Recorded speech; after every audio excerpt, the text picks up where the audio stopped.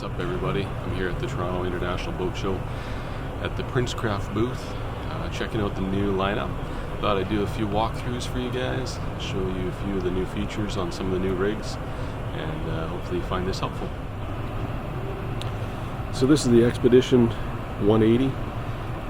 One of the new features this year is the removable bench seat instead of jump seats in the back. So you got these two big bench seats in the back, nice and wide. When you're ready to just do some fishing, fold those babies down, grab this, just flips over like that, and you get yourself a nice big casting deck here. So you see we got big casting deck, nice and flush all the way around, lots of room there to move around. And if you're a cast fisherman, this is perfect for you guys. In here we've got one hatch, some storage in there. Here we've got a great big live well. So, and this has the ProFlow Plus live well system in it. Keeps your fish live longer. So you see we got remote fills, remote drains in here. You don't have to reach down past all your fish to drain the live well. You just turn a knob up at the front. Here's your bait well, also attached to that live well.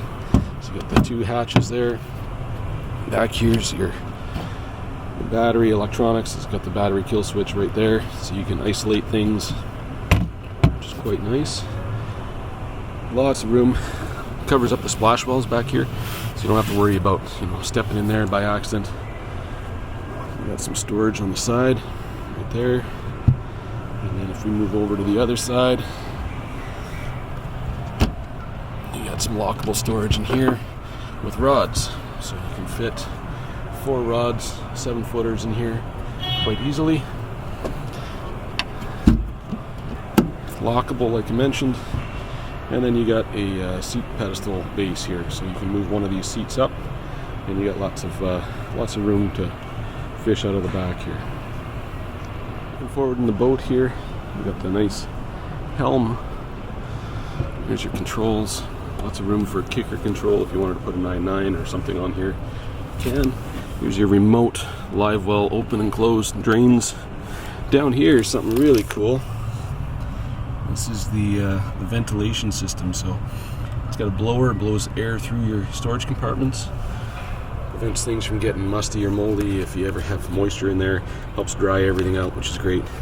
Big, lots of room underneath here for, I don't know, jackets, or if you got some tackle boxes or something you want to stick up onto there. You got these drawers up underneath the steering wheel here in the console. 12-volt cigarette lighter type port, AV input. You got a Jensen Bluetooth stereo here around the corner. This one's got the SmartCraft gauges in it, as well as a Lowrance mounted in here, flush mounted. You can get whatever kind of electronics you want. Depending on the size, some of them will fit in there, some of them might be a little bit large, in which case you can also mount a second one up here, or if you wanted your primary up here and not mount it in the dash, you could do so as well. Nice lit up toggles, which is great. All your live well fills here, your interior lights, bilge, your anchor and nav lights are up here as well. Moving over to passenger side, you got a nice big glove compartment. Obviously cup holders, your speakers are there. On this side you have the same as on the driver's side with the netting underneath, and you've got that drawer up under here. You can fit a lot of stuff in that drawer. Easy to access. If you put your phone or something in there, it's not falling all over the place. Passenger side, you see there's a little bit of a gap there. That's so you can lay your rods up on top. Stick your rod tips under there, they're not getting broken. And in the back you've got this little tie down bungee strap thing. Holds everything in place. Along the rails on front and back, in the bow and in the main cockpit area, you've got your Princecraft system. So you can take this thing out, slide your bases in here, and you can put your rod holders or anything like that you can mount on here. Very useful, be able to move things around. Very helpful for that. Okay, let's move up to the front here and let's check out the rod locker. So rod locker is right here, nice and easy to access. I run this boat in the 200, and having that rod locker right there is so helpful. When I'm sitting in my passenger or driver's seat, I can just reach there, grab whatever I need, and it's ready to go. So you can see we got space for 10 rods. I think 7-footers are easy to get in here. I think you might even get longer than that. Yeah, so if we go up here, you can see the focus on that. So 7.5s along the top and 7-footers on the bottom. So get a lot of rods in there. Underneath in here, that's where your batteries go for your electric trolling motor system. This one's already set up for a 36-volt system, so whatever system you want to put on there is great. And that little door closes up, easy to get in and out of there. This is part of the ventilation system I was talking about, and you can get air flowing through here so things aren't getting musty or there's no smell or anything like that. Vinyl floor throughout the boat, easy to clean up. You can get an optional wash down system on these boats as well. Makes it so much easier just to be able to wash up stuff if you get any fish in here that are a little slimier, like maybe a pike or muskie or something. It's easy to clean that up. Any fish blood, anything like that, it's easy too. Up here in the front, we got another live well, big live well. That's deep. Sorry about my strap there. This live well is deep up here, and quite long. Lots of room in there. We got another storage compartment back here. This is for part of the live well fill, so that protects all that piping and everything, but it's easy to get to if you ever needed to do any maintenance or anything on it. Easy to get in and out of there. You're not having to pull the floor up to get into stuff. And this storage area goes quite a ways back here. You know, I can barely reach back in there. Lots of room.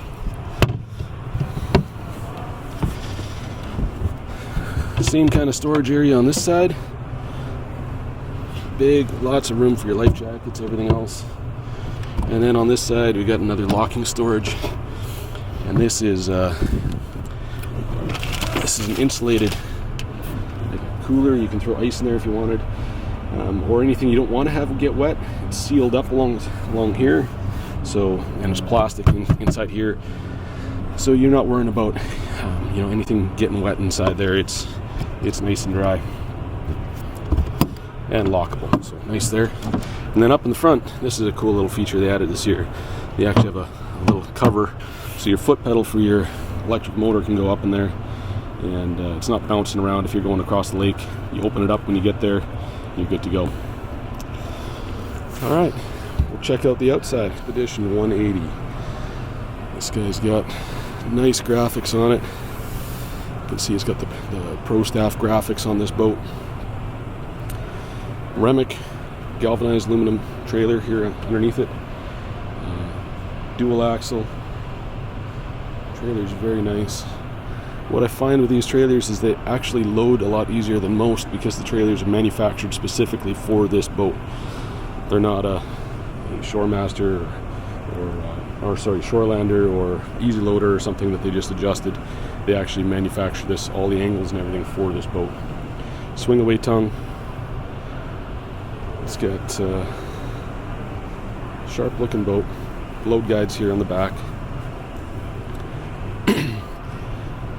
This boat's got the 150 Pro XS on it. Lots of options for motors on those boats. Swim ladder in the back here, easy to get in and out.